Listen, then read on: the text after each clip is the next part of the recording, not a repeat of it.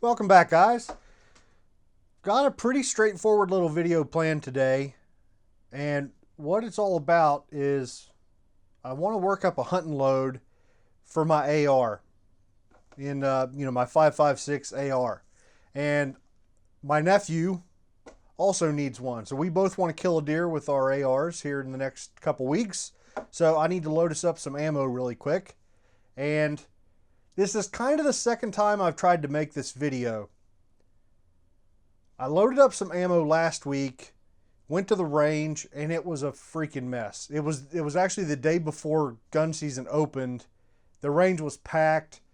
I had every possible crazy person you could think of roll through while I was trying to shoot. I had the guy who needed to check his target after every single shot.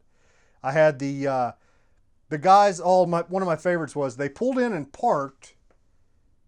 My range is like a group of small ranges, so each range has 4 or 5 benches and berms and stuff. So they pulled in and parked and just sat there, and I figured they were waiting to see if I was about to leave, and I was going down to check my target, and as I'm walking back, they had got out of their car and started picking up brass.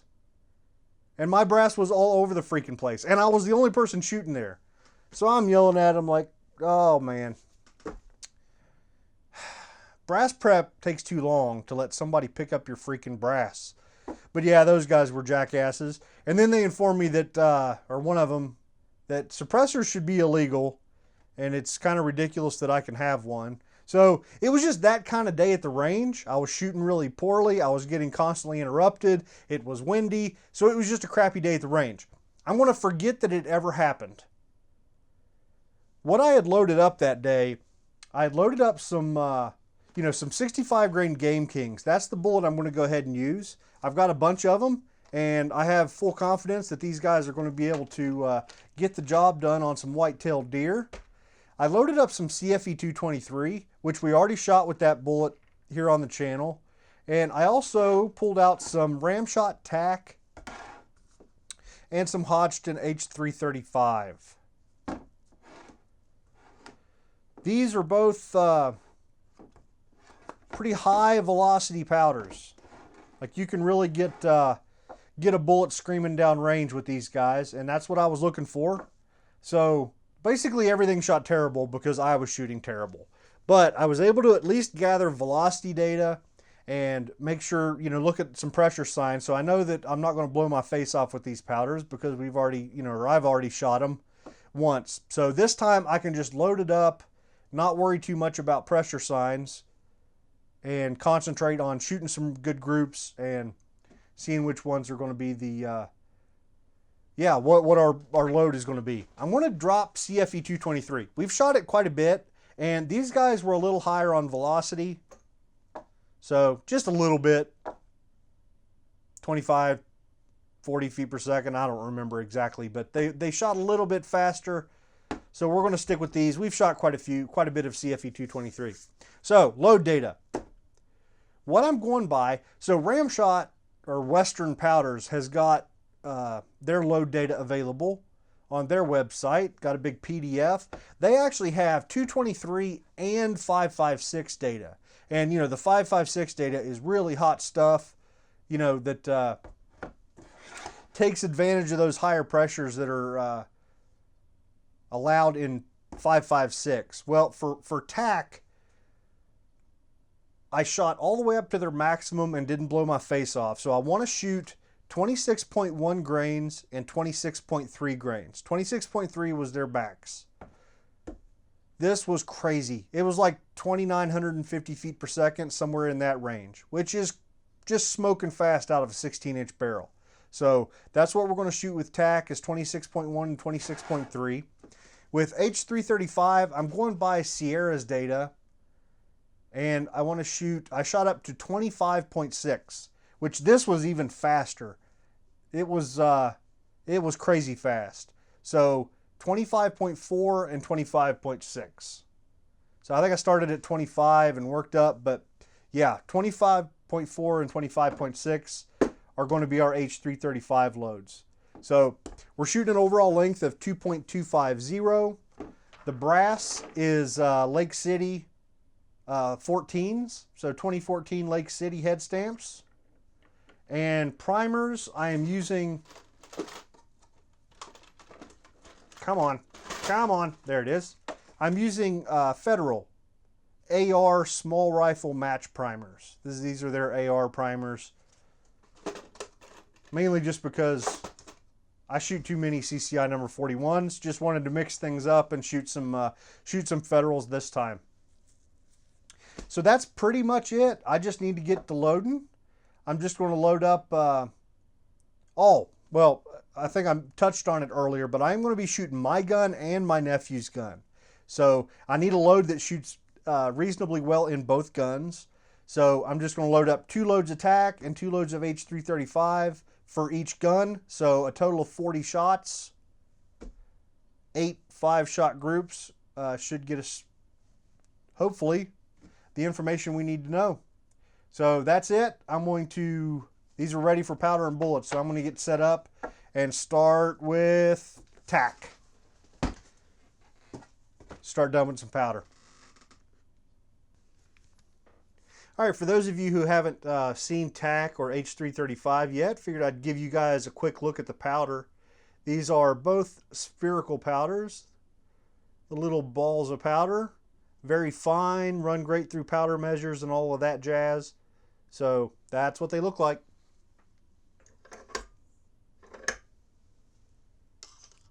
So I'm not going to dwell on the loading here too much, since we've covered it several times in several other videos with this bullet. The CFE 223 video and a couple others actually. So yep, kind of going to skip over a few things. Got our first 10 charges here. Quick visual inspection. Yep, they all got powder.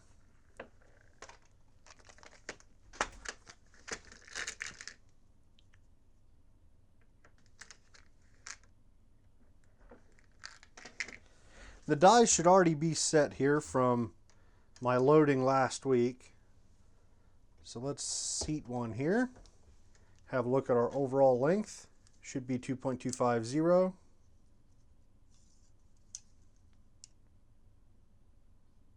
Yep, 2.252. Close enough.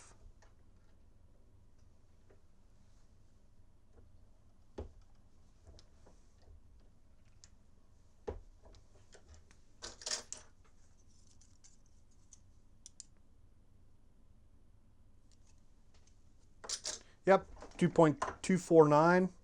So it's rock and roll time now. Really light crimp, just for the heck of it. And we're off to the races here.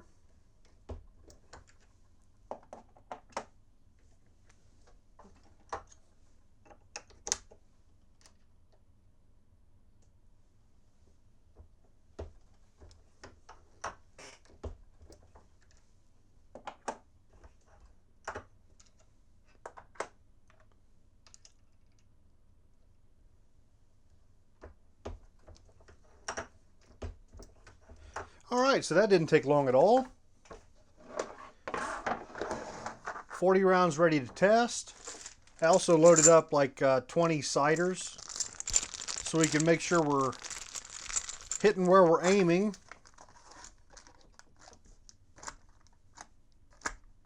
Okay, whatever. Let's get to the range. All right, let's jump right into it. What I want to do, I want to start with the Colt and shoot it all the way through. And once we finish this, I want to move this scope over to the Palmetto gun because I have more confidence in it and my ability to shoot with it. So we're going to run completely through the Colt groups and then move over to PSA. So unfortunately, we are at 90 yards. The 100-yard range is packed and 90 yards is close enough. So the range I'm on, this is as far as I can get, but good enough for our purposes. So first up, 26.1 grains of TAC. I just shot some sighters, like 7 shots through this guy. So it's warmed up, sighted in, ready to rock. So we shouldn't have any cold barrel issues.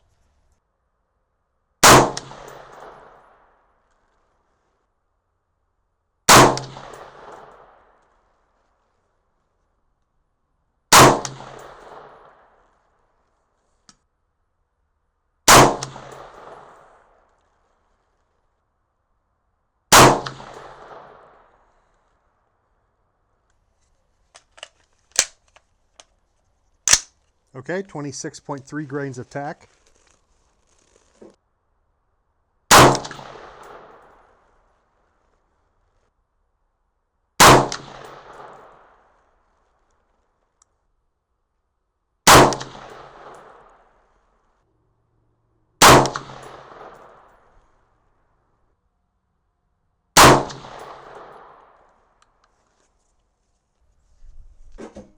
All right, so that was a good group. Let's move on to H335. 25.4 grains is first.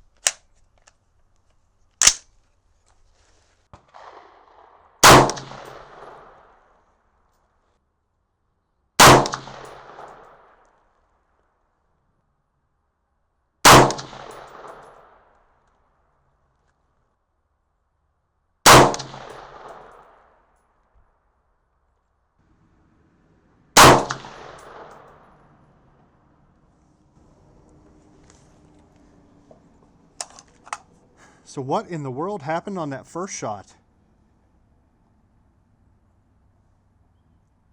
That was a mile left.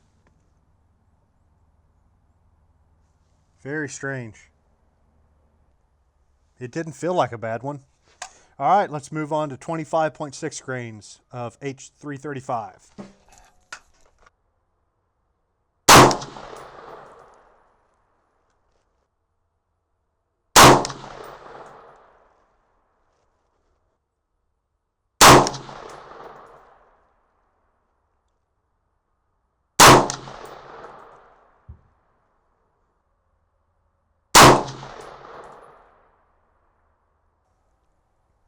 All right. Not too bad. Nothing to be ashamed of. Freaking smoking hot velocities. Crazy. All right, I need to get this scope moved over to the other gun. And then we can see what that one will do. Okay, so our scope is moved over to the Palmetto State Armory upper. So let's see how it shoots. I did shoot about 15 shots, getting it close to zeroed so that we'll be on paper. So it's nice and warmed up. Shouldn't have any cold barrel issues. First up, 26.1 grains of tack.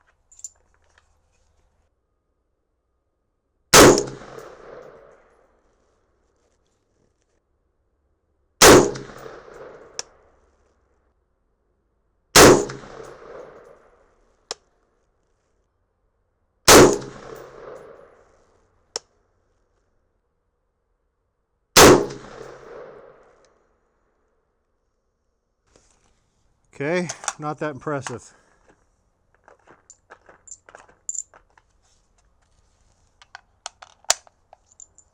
Nice velocity and standard deviation though. Okay, 26.3 grains.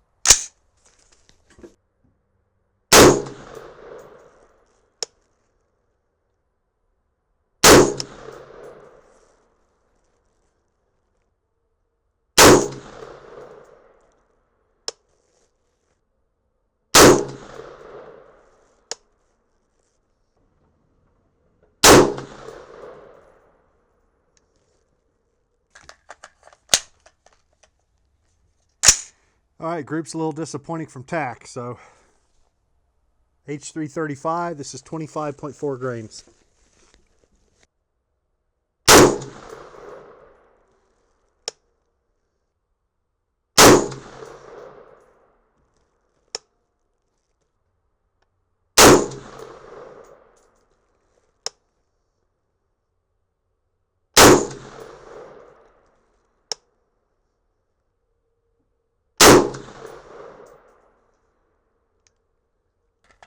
Well, apparently my problems getting this gun to shoot weren't the fault of the optic. Certainly good enough to hunt with, but after hunting season, I'm going to have to borrow his gun and tear it apart and see. I don't know, just tear it apart, put it back together maybe, square up the receiver, because this gun's just not shooting as well as it should. Let's see, our final hope, 25.6 grains of H335.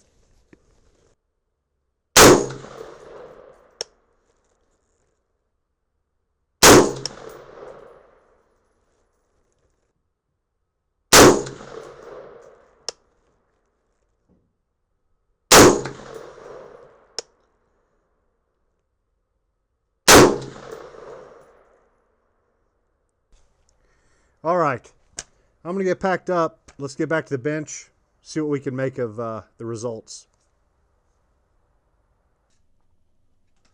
Okay, so this turned out just a little bit disappointing, especially on the Palmetto gun. We've tried a couple bullets in this gun now, and it's not shooting as well as I feel like it should. So, as I mentioned at the range, we're going to do some more work on this gun later. See if we can get some more accuracy out of it. I don't know if, yeah, I don't know. Something's going on there. I just want to tear it down, double check everything, maybe square up the receiver, put it back together. And if it still doesn't shoot at that point, we may just need to frickin' swap barrels or something. But it ought to shoot a little bit better than that. Well, overall, the Colt was okay, except that one crazy shot that went way left. No clue what happened there, but otherwise all of the other shots looked good. They were in the 1.5 to a little under an inch range, so nothing stellar, but nothing too super disappointed for a completely stock, Colt 6920. So pretty happy there. The Palmetto, it definitely liked TAC better than it liked H335. Both of the H335 groups were over 2 inches, and both of the TAC groups were in the 1.5 range. So it's looking like TAC is going to be our powder. We were pushing H335 a little faster, right? So with the Palmetto, it was 2970 and 3003. That's freaking smoking fast. So it might have been, if we backed down 335 a little bit, the groups might have tightened up. I don't know. But for this range trip, it's looking like TAC, and to be honest, my gun kind of liked TAC a little bit better maybe. It was pretty close there. But I think what we'll do is we'll call 26.3 grains of TAC the winner here, just to get that extra little bit of velocity. It shot 2952 out of my gun and 2942 out of his gun, so basically 2950 feet per second. That's a good smoking fast hunting load, so we'll call that the winner. 1.5, that's not bad. That's not bad. So that ought to be perfectly serviceable for hunting here, and we should be good to go. One thing I found interesting was his gun was a little bit slower with TAC. So like 2942 to 2952, 2918 to 2924. So it was lagging maybe, 5 to 10 feet per second behind with TAC. But on H335, it was like almost 20 feet per second faster. Actually, it was exactly 20 feet per second faster here, and 17 feet per second faster there. So that was kind of weird how that flip-flopped. I have no explanation for that. Just one of the mysteries of reloading. Overall, I'm happy. We're ready for hunting. So that was the whole point of this video. We've got a load. I'm going to load up a bunch of them, and we're going to go kill some deer, hopefully. So that's about it for this one. We've got a lot more 223 content coming. We've got bullets coming out of our ears that we need to test. Lots of powders to test. So stay tuned for some 223, 5.56 work. Lots more brass testing. The brass testing video, nobody's called me a total idiot. So I want to keep on continuing with that. And Yep, lots more to come. So I will see you guys next time.